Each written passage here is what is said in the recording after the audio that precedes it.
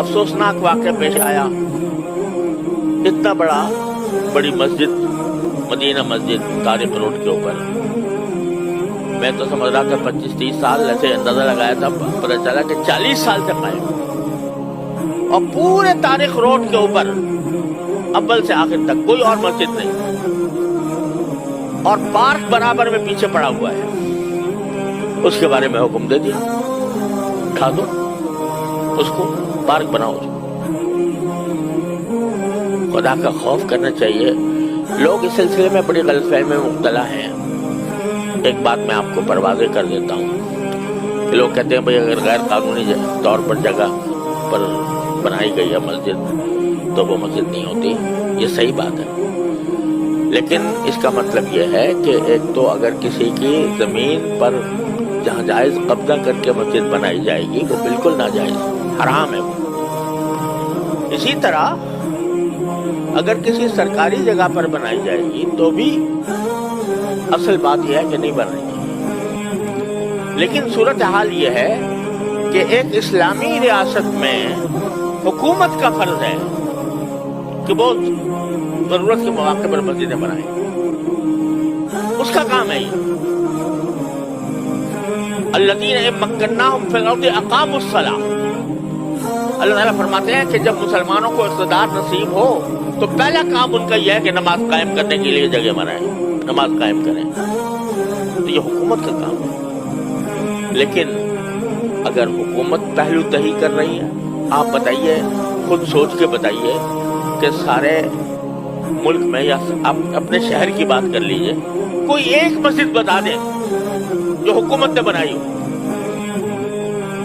हुकूमत ने अपने खर्चे पर तामीर की, मंदिर तामीर कर लिया, वहां गुरुद्वारा तामीर कर लिया सिखों के लिए, लेकिन किसी मस्जिद, कोई मस्जिद तामीर की हो अपने खर्च पर, कम से कम मेरे इल्म में नहीं।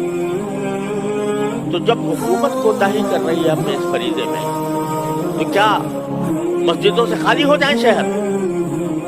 उस सूरत में अगर मुसलमान किसी ऐसी जगह पर जो किसी की मिल्कियत नहीं है, सरकारी ही सही, वहां पर अगर वो मस्जिद तामीर करते हैं, ये उनका फरीजा है।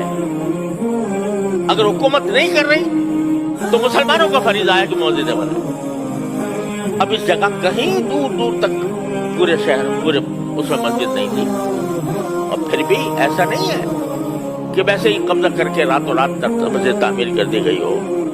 वाक़या यह है कि वो उसके लिए उन्होंने सोसाइटी की इजाज़त ली, बिल्डिंग कंट्रोल अथॉरिटी से नक्शा पास कराया, और उसके बाद वो मस्जिद बनी, और 40 साल से चली आ रही।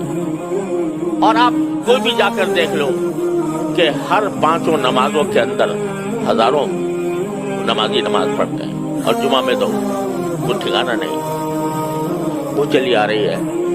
आप कहते हैं ये पार्क की जगह थी। अरे भाई पार्क की जगह थी, 40 साल नजर नहीं आया?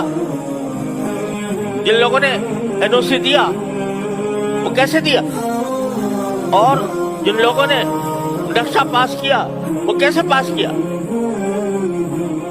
आप 40 साल के बाद आकर कहते हैं कि ये गैर कानूनी है। और मैंने वो फैसला देखा जिस फैसले के तहत ये बात कही गई है। अफसोस होता है कि इतना बड़ा मसला, और मुश्किल से मेरे ख्याल में 20 सत्रों में लिखा गया, 20-22 सत्रों। सिर्फ इतना है कि कमेटी का एक मेंबर हमारे सामने पेश हुआ, और उससे हमने पूछा कि भाई इसकी क्या कानूनी कोई इजाज़त आपके पास है? उसने कहा जी मेरे पास तो नहीं है। अब एक मेंबर है कमेटी का, कोई सदर भी नहीं, सेक्रेटरी भी नहीं, मस्जिद का मुतवल्ली भी नहीं, उससे पूछ लिया, उसने कहा जी मेरे पास तो नहीं है। कहने के मालूम हो गया कि कोई नहीं है, लिहाजा उसको 1 हफ्ते के अंदर खत्म कर दो।